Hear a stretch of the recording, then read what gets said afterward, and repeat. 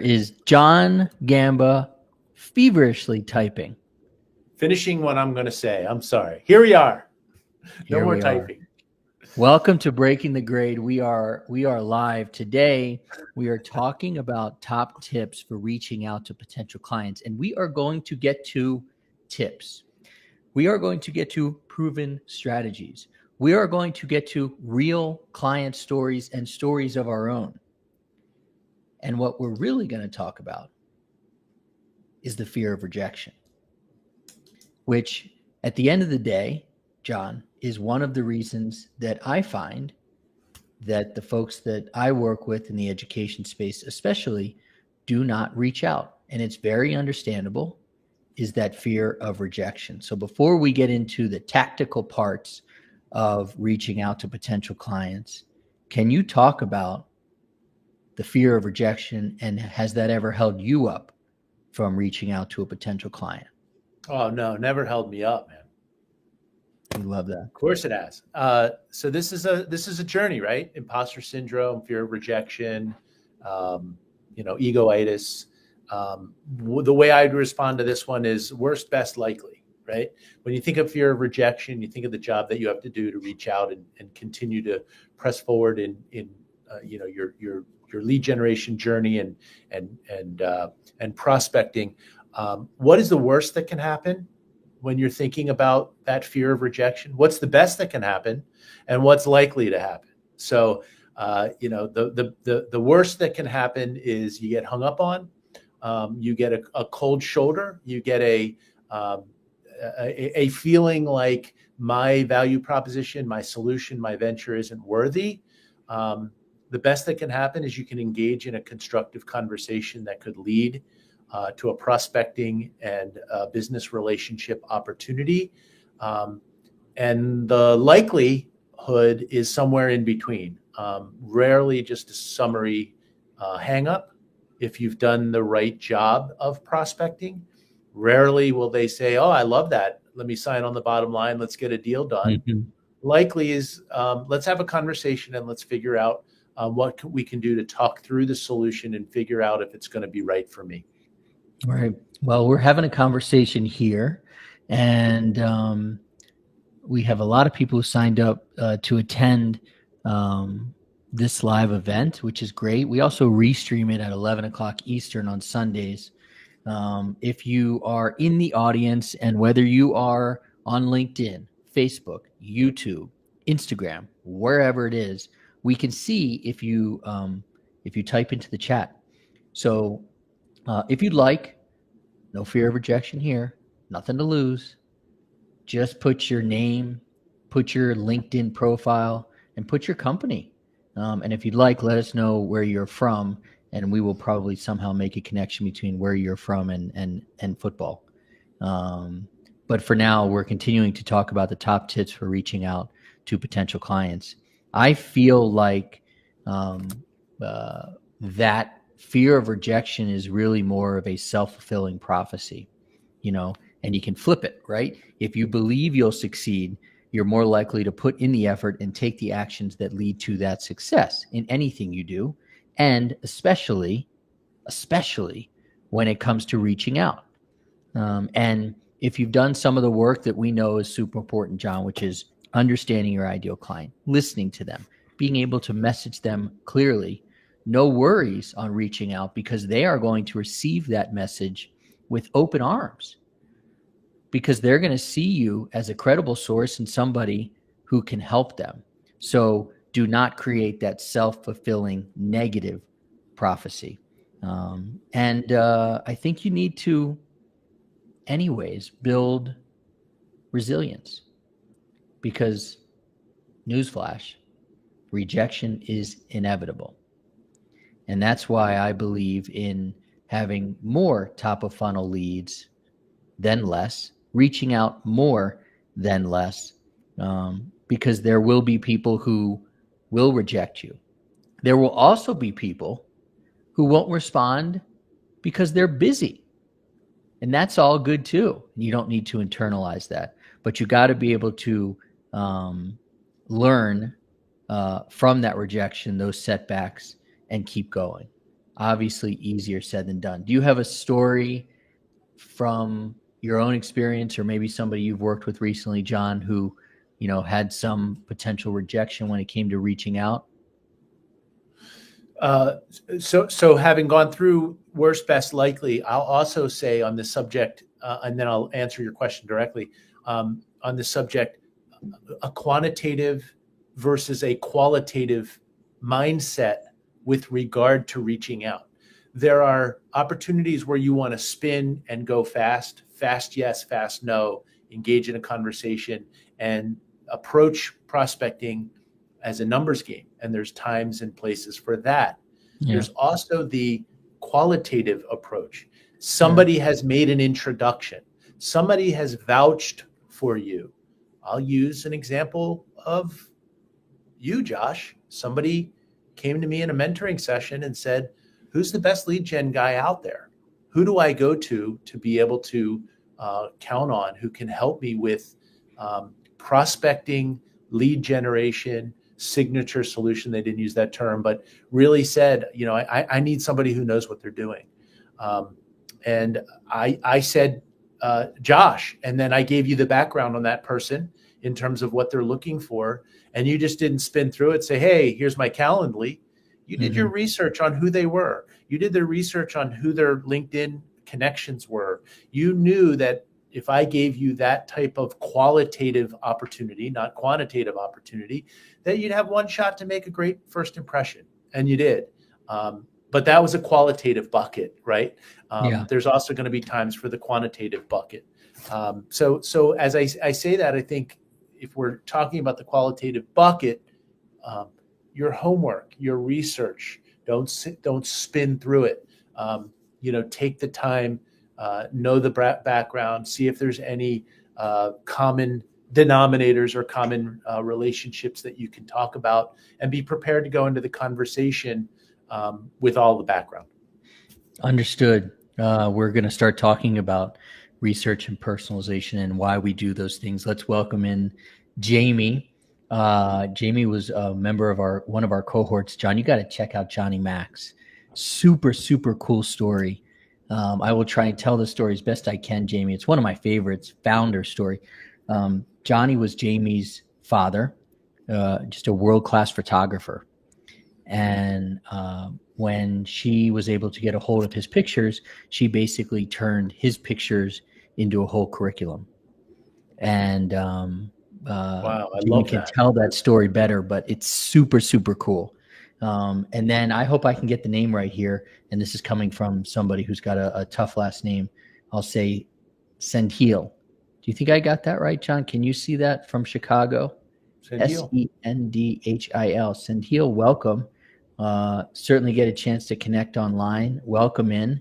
And we're happy to have you.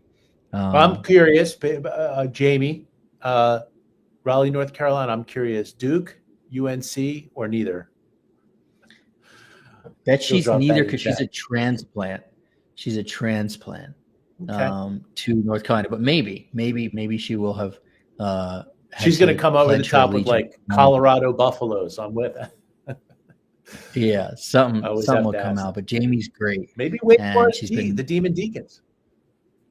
So far, but let's talk about research, and let's talk about why we do the research when we are reaching out to potential clients. We want to show genuine interest. That's why we do it. We want to show potential clients that you have demonstrated that you are taking the time to get to know them and see how you can help them, as opposed to kind of those BS messages we all get in our inboxes, whether it's LinkedIn or email. We want to increase relevance. And why do we do that? Because we want to tailor our message to their specific needs and challenges.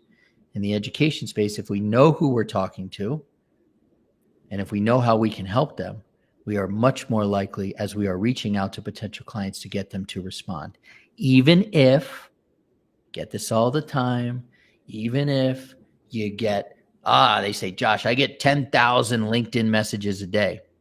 I cannot tell you how many times, because we do LinkedIn outreach, I hear from people who say, Josh, I get these all the time, but really thank you for the genuine interest. I'm happy to meet. Let's see where we go. Email is the same thing. So show genuine interest and increase that relevance. Any other tips that you have that you use in terms of research and personalization and why you do them? I would say we go back to that conversation we've had on painkillers versus vitamins. I think that in doing your research and personalizing your message, one of the first things that you should ask is, if I'm going to have a conversation with somebody who's going to eventually potentially buy your product or service, how can you paint it in the light? How can you paint your solution in the light of a painkiller must have versus a vitamin nice to have? So if you are on My Big Exit, school to home communications network or solution that allows principals to record personalized voice messages and send them out to parents at a moment's notice, I would be talking about Columbine. And I would be talking about the fact that students were killed because emergency vehicles, first responders couldn't get into the Columbine High School grounds because parents were all lined up. There was panic. There was no coordination. And my solution could have sent a message out to help coordinate the response, saving lives. That's a painkiller play, right? Versus a vitamin, which is, hey, use my solution to reach out to parents. Community engagement and parental outreach is important. But at the end of the day, if I can conceptualize or categorize the solution through the lens of pain killing and a must-have, I think that's a personification of the research and interest and work that needs to be done if you're going to streamline the process of somebody considering versus purchasing your product. Gotcha. Look over your right shoulder. Catapult. Yes. Painkiller, vitamin. Tell me why. Catapult's definitely a painkiller because it's inexpensive, $399 one-time fee for the next few months, and gives education entrepreneurs the ability to get connected to strategic advisors and get support in the areas of leadership, product, market, and fundraising. It's an opportunity to connect in an entrepreneurial community of practice cost effectively and get mentored by people like me. Sounds like a painkiller to me. So I can tell you, John, because I know we're asking, it says right in front of my screen, maybe yours too, someone scanned the QR code. That's the beauty of technology today. So awesome. It is there. And reach out to me if you have any questions. The value proposition's there when you get to the homepage. But if you want any testimonials and if you want to see how other entrepreneurs have embraced the Catapult Virtual Accelerator to really build muscles in those areas, team building, product development, market positioning, and raising capital, I'd be happy to go through a quick demo or show some of the features and benefits and testimonials accordingly. And you get to spend time with John Gamba. So I might just snap that QR code. We got Mike joining. Mike has also got a very cool product. We're getting to know Mike and his co-founder Sam. It's really interesting. His co-founder Sam is kind of more from the biz dev side of the world, and Sam and Mike are working really hard to bring in a phenomenal product around IEPs to the world, and hopefully going to be able to support them soon. They are getting that first pilot off the ground, which, as you and I know, is so important. When we talk about vitamins versus painkillers, okay, I think the concept makes sense. To me, with a background in journalism, I've always thought that the lead of any story is so super important.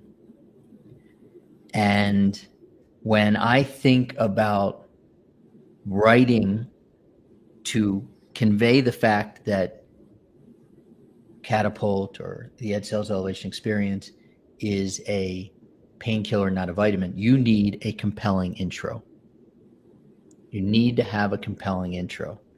And a compelling intro, why do we need a compelling intro? Because it's going to grab attention, especially in a world of information overload. So take the time to write that first sentence.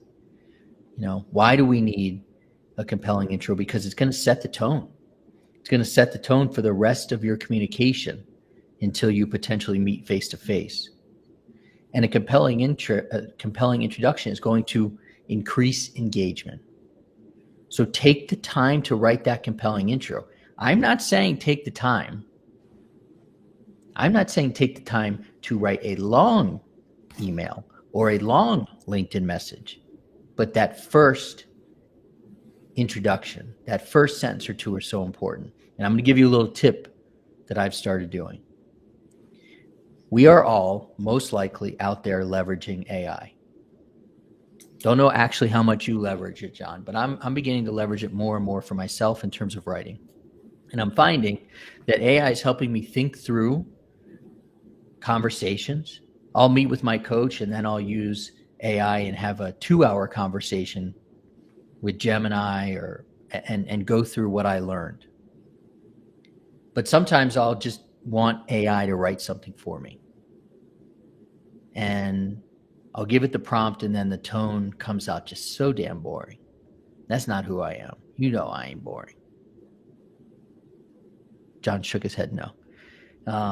And so I'll tell AI, just being vulnerable here, I'll tell AI, can you actually write that in the tone of Matt McConaughey, please? And then AI will rewrite it. Sometimes they go a little too far with the all right. But I like the way he speaks and approaches things.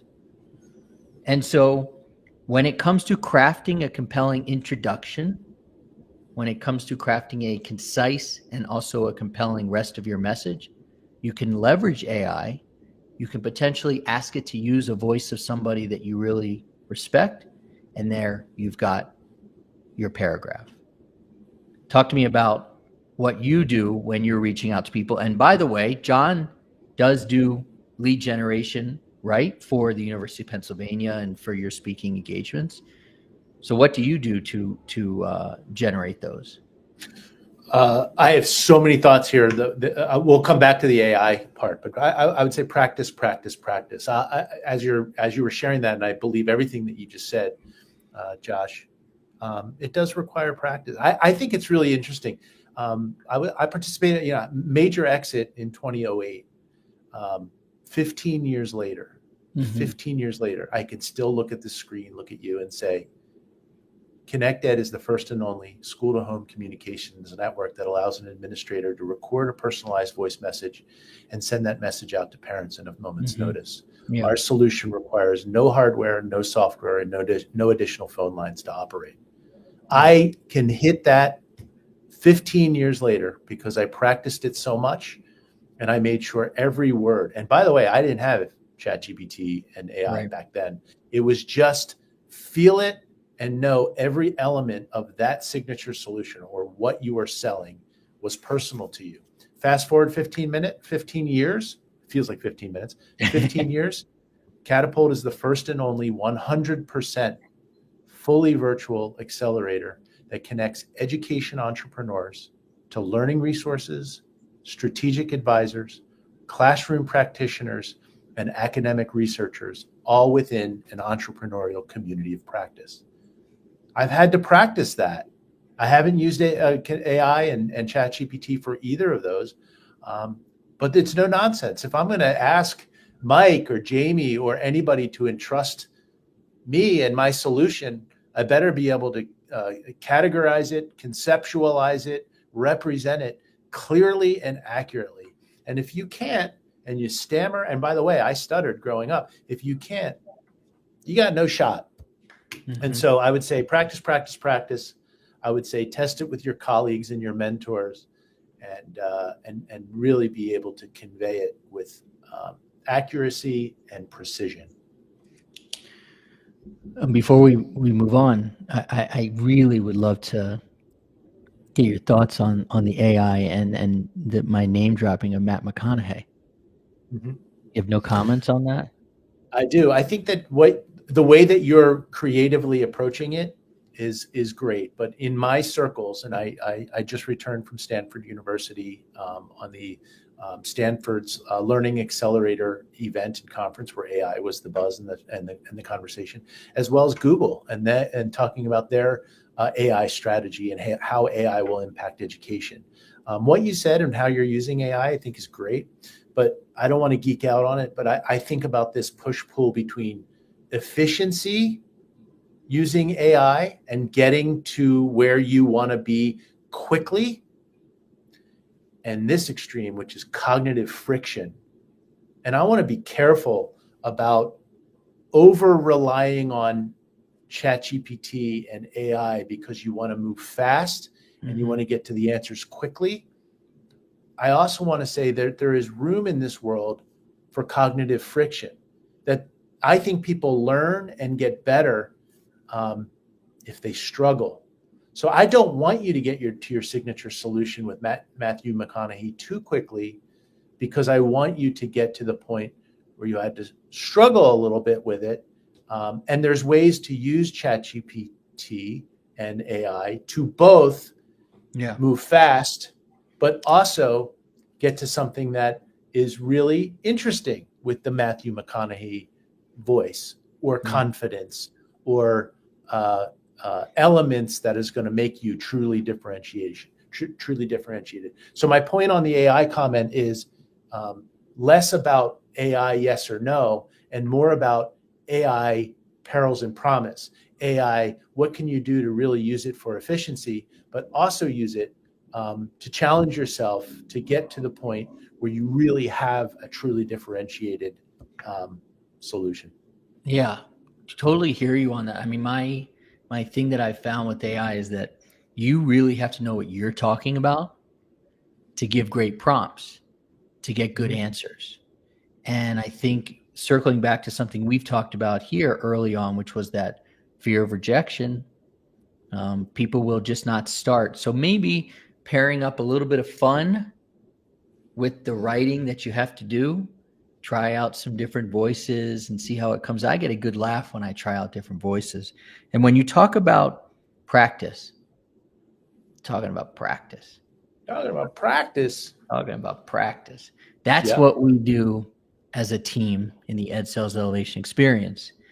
John and I are by far not in competition, but he gets a chance to talk about Catapult. I also talk about the Ed Sales Elevation Experience. That QR code is up there for everybody to check out. I think that, Mike and Jamie know very much about it already.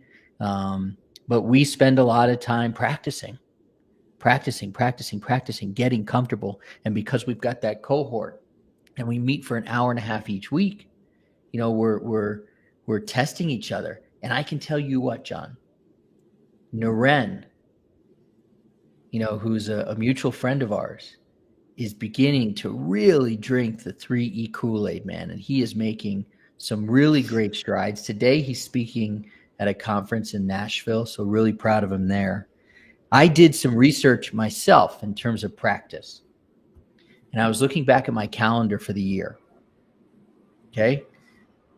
Let's see if we can get you to put a number on this. How many times do you think I performed, delivered my signature solution this year? Well, define performed. Spoke to a client about it in my 45-minute conversation that I call my self-identification call. Since when? January 1, 2024. 80 times. 252. It's amazing. 252. And Mike heard it. Jamie heard it. And I'm at this point with my signature solution, which is how, we work with folks to be able to clearly deliver exactly how they can transform the lives of their ideal client. And I can see this thing in my mind. It's got 9 steps. And you could say to me, hey, Josh, I want you to go from step 9 to step 4 to step 2 and up to 8. And I can move those pieces around. They don't make sense if you do it that way, by the way. But it's just an understanding and a practice that I've developed here. So I am all for what you talk about in terms of of practicing. We're going to get to strategic follow-up and leveraging LinkedIn shortly. We have a point here. Absolutely knowing the purpose is key. Using machine to lift weights is easier and faster than lifting them myself, but I'm unlikely to be challenged or changed by doing so. Thoughts? That's exactly what I'm saying. Spot on. Lifting them myself is friction, right? The cognitive friction, the struggle. I also want to make the point, and I think Senthil is probably alluding to this. I think a lot about this in my mentoring sessions, and I want to challenge you. I'm going to call you out, Josh. What's the difference between rehearsing and practicing?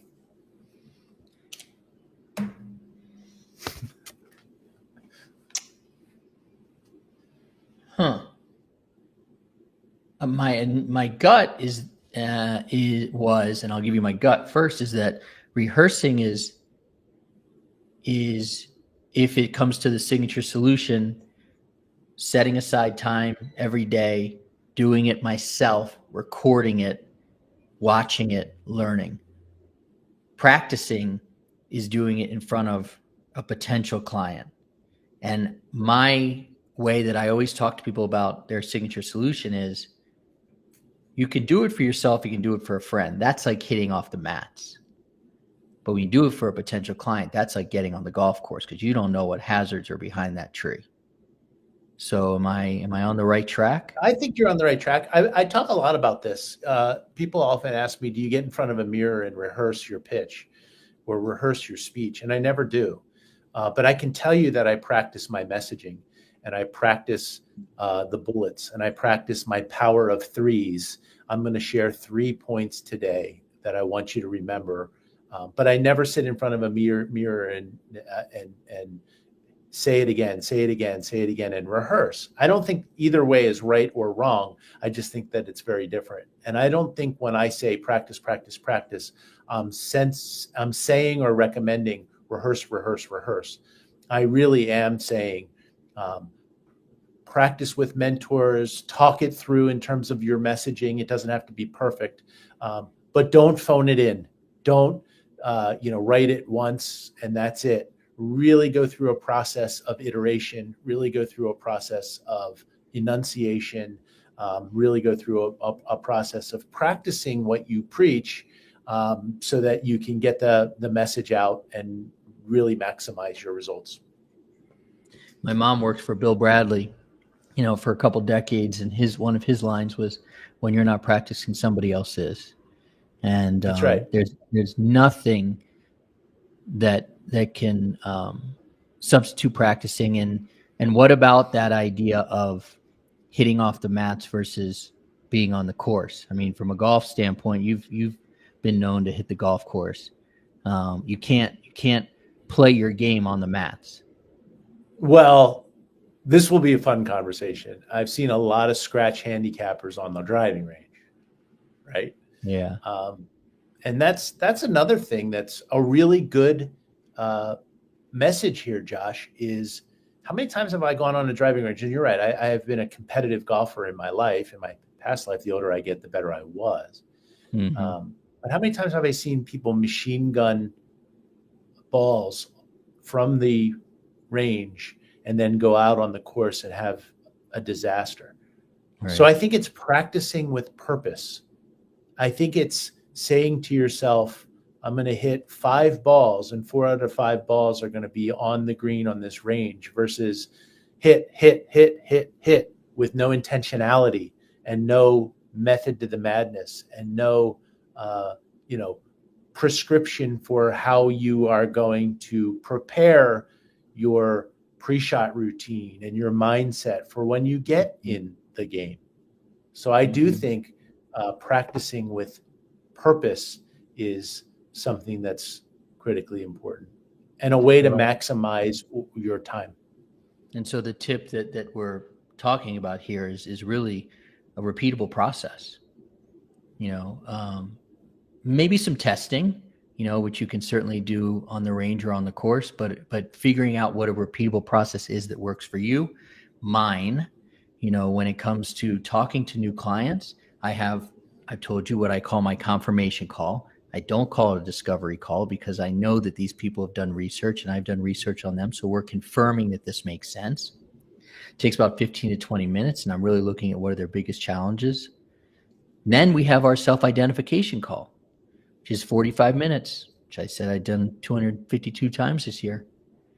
And it's the same thing every time. I ask 8 to 6 questions, and then I talk and kind of walk through my process and see. And at the end of that, my hope is that the person I just walked through is going to say, this is somebody I can work with. I trust their process. And now I need to think about my time and my money. And those are two things that Josh can't control.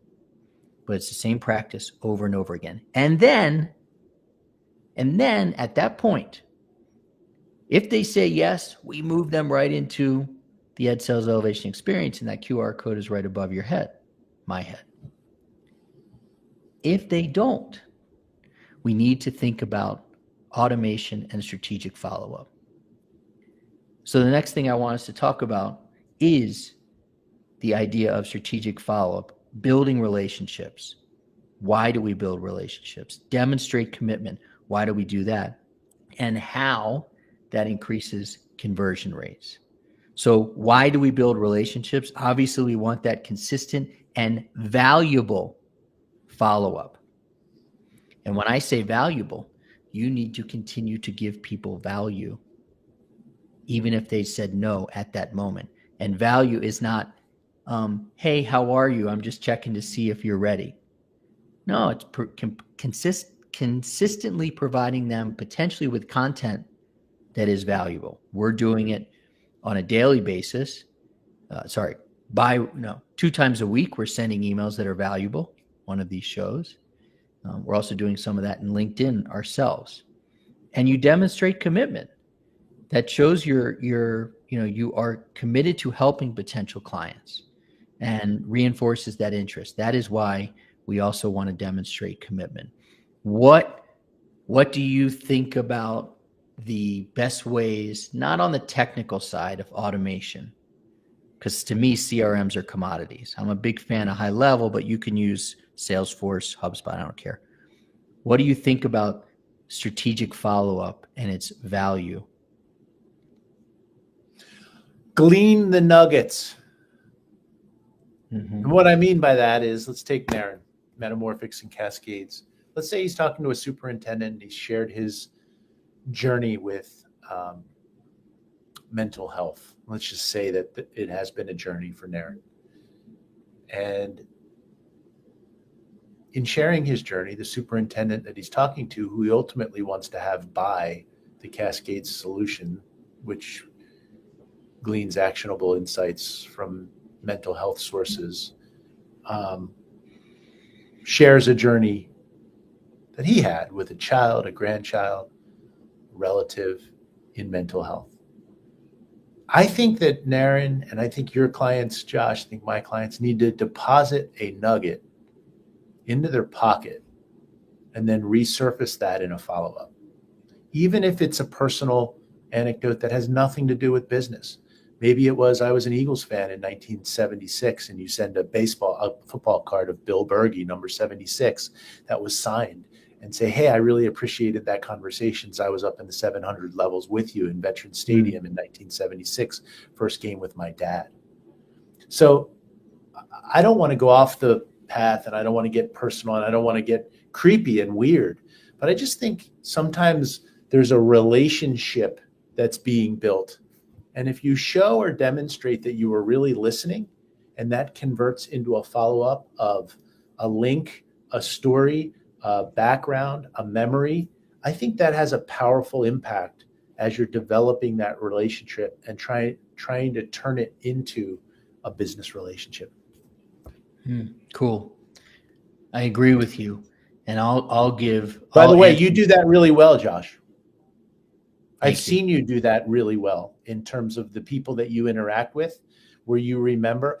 Okay, we have time to share one more anecdote? Yeah, we got 10 minutes. Anybody we got all the time we want. Anybody wants to? I'll never forget. I once, and I think he'd be okay. This is live, but public sharing that Chad Castrita, who's running a very successful business right now in San Diego, would say that I helped him in terms of how he developed his own sales competencies. I will never forget, you talk about 262 practice sessions with Signature Solution. Chad Castrita would go out and present to superintendents back in 2005. He's now running a $50 million business. Look him up, Care Solis. Every presentation that he would make, superintendent, cabinet level person, he would follow up with a personal handwritten card. Everyone. You talk about remembering that. Superintendents who's doing business now will share that story. And that was just his knack. Hey, just wanted to thank you for taking the time. A personal handwritten note. When's the last time you got a personal handwritten note, a card, a thank you, an attribution? And in that, he would often say something about the meeting that would shed light on the fact that he listened. Think about your way to glean the nuggets, listen, get something out of the conversation, and then respond that makes that person know and feel like you cared enough to really listen and respond accordingly. So I just want everybody to know and hopefully remember that none of this is scripted. Between John and myself, we have a topic, we prepare separately. We spend most of the week bullshitting each other about football and other things. But what John just talked about in terms of writing a thank you note, I was listening and following, and then, including some of the nuggets to show how you listened. I was listening. And I'll tell you, John, I'm going to, I hear you. I agree with it. I want to offer people a way to do that in a little leveraging technology. And again, I'll bring this back to AI. And I want to make sure people know I'm not a real big AI person. I'm just learning how to use it. But I do believe in having a note taker. And I have a note taker called Otter. I'd be happy to send you my referral code if you'd like. I do believe in using Otter as a note taker, whichever one. Again, they're all commodities, at all of your meetings. And they sit there, and I've had Otter for about 2 years, and it used to just record. I didn't really do anything with the recordings. But then Otter introduced its own AI. And through Otter's AI, what I do is I will go in, I will ask it specific prompts. What are the takeaways? What did I learn? How can I help this person? Can you please help me write a thank you note that demonstrates that I was listening? And it writes an email. And again, I take it. Sometimes I churn it up into Matt McConaughey. Sometimes it just becomes Josh Chernikoff, depending on the mood I'm in. But that's a little more, I'm not going to say a modern way, but that is a way of leveraging technology to do exactly what your friend Chad was doing. And it's the same idea. And it's following up. And it's not just your typical thank you note, because you are showing that you heard what was said. So if people are interested out there, again, just to recap, I use Otter. It sits in on my conversations. After the conversation, if you have to pay the $30 a month to get it, then you go into the AI portion of Otter and you can ask it questions, and you can ask it for nuggets, and you can ask it, what are the takeaways? How can I help this person? And it's like having an assistant right there. So I love that story about Chad. I never heard about Chad, so I'm going to research Chad. And I appreciate you talking about the, really getting. Someone out there is going to reach out to Chad and say John Gamba was talking about you. That's going to be me, bro. Because I want. By the way, you're throwing down the Matthew McConaughey swagger. I noticed you didn't say the Jaden Daniels swagger. They are connected because Matt McConaughey is one of the biggest Washington football fans there is. And the reason that is comment's going to come back to haunt me. I know. Yeah, the reason is, Matt McConaughey. I was about to call him Matt, like we're buddies. Matt McConaughey grew up in Dallas, And Yeah, like he's a so big many deep. friggin' Cowboys fans in Washington, they said, "Oh, you're a Redskins fan? I'm gonna be a Dallas fan." His dad was a big Dallas fan, so he's a big Skins fan. Um, and if you do get a chance, I don't know if you have read his book before, Green Lights, but Green Lights came to me at a time during the pandemic when we were considering making some changes where we lived. Phenomenal book. Phenomenal book. I'll So check it out. I Homework. recommend the book. Awesome. So 5 takeaways. This is what I wrote in terms of 5 takeaways from what we talked about here. First of all, embrace that growth mindset. Okay. View outreach as an opportunity to learn and connect. And if rejection comes, you learn from it. Personalize, personalize, personalize. Find that 1976 Topps football card. And before you send it, you can reference it. But you got to tailor that message to each individual client. Start strong.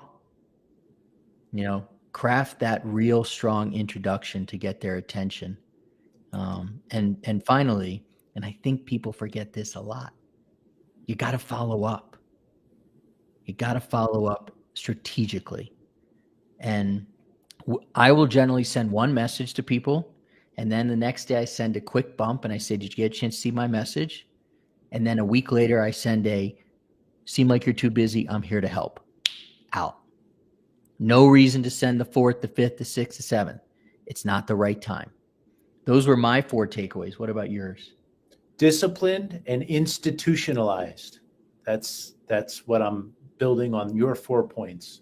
Be disciplined in your approach and institutionalize your practices. Mm-hmm. I got it. I like it. That was more concise. Appreciate that. It's almost as if you machine learn that thing. Maybe I typed it into ChatGPT and Gemini and Claude. Oh, okay. Oh, by the way, I want to call you out and recognize Ernie too. How about meeting with Ernie and you, and Ernie Delgado whips out the signature solution and the snake, right? The line of how he's thinking about his business, presenting it to me, and didn't have his chest out. Just kind of now being disciplined and institutionalizing some of the training and mentoring and support that you've provided to him. I noticed that. I saw that. He took the time to practicalize or come up with a practical application for what you've worked with him on. And that meant a lot, Josh. I noticed that. I could not be more proud of the hard work from Ernie. Well, I met Ernie, who was a different guy. He was the same good guy. He was not as confident as he is now. And so I'm super proud of Ernie. Jamie's doing some phenomenal things out there. I'm very proud of her. Jamie, send me a note. I want to hear about this storytelling. I think that's fantastic. Yeah. And I'll just say, Josh, kind of in closing and let you have the last word. Cool. It works if you work it. Yeah. That's another thing. I think that people want to have this just magically happen for themselves. But when they practice and they're disciplined and they institutionalize processes and they're purpose-driven, it starts to happen for them. And wish all of your clients and all of your mentees well as they institutionalize and show discipline in the practices that they put forth. We are actually proof positive of that. You and I have been doing these consistently now, every other Thursday together. And they get better, they get easier. The technology gets better and easier after a few stumbles with Ken trying to get us in the right direction. He was doing his damn best, but LinkedIn was changing the way we were doing things. So here's the road ahead. Next Thursday is Thanksgiving in the United States. So hopefully everybody who is celebrating is able to celebrate. And, icing on that cake is always the Cowboys losing if John Martin's out there. And then the following week, John, I will be in Florence, Italy, but I am committed to doing our talk. And we're going to do, I think it's going to be on, I believe, slow burn methods. And so I'll join you guys. Not that it won't sound as good and it might not look as well lit, but I will be in Florence. And then we'll take off until January the 2nd and then kind of get going there. I'll do probably January 2nd on my own and then roll John back in. And what we're going to emphasize, and we can run over here a minute if you're okay, John, this kind of thought that I've been having recently, and this is not a fear tactic. This is actual reality in when we're talking about the seasonality. Oh, there he is. And I knew he was lurking somewhere in there. John, you're lucky you're one of the nicest people I know. See you tomorrow. Is that it's January, it's November 2024 right now. And if people out there in the education space who are trying to generate leads and grow their business do not start, this is my opinion, not a fear tactic, do not start thinking about generating leads in January at the latest, you could affect your the fall season of 2025, and you could very quickly be back here next year looking at a bad year. And so I'm only trying to bring into focus that the time to generate leads, the time to be a part of a group like Catapult, like the Ed Sales Elevation Experience, to really get that discipline that you talked about when it comes to generating leads is now, because a year can go by very quickly. What do you think about that? 100%. Very, very well said. Thank you. So I've been thinking about that a lot. And so I encourage everybody to keep at it, reach out. John is happy to talk. I'm happy to talk. John Martin's learning it. Jamie's learning it. This is a community that we should be thankful for. And it is growing, and it is growing. And it's so wonderful to see. Ken, who supports us, has been sick for the last week. So wishing Ken that he gets better, wishing everybody a happy Thanksgiving. And John, go Birds. Yeah, forget that. But I'll see you soon.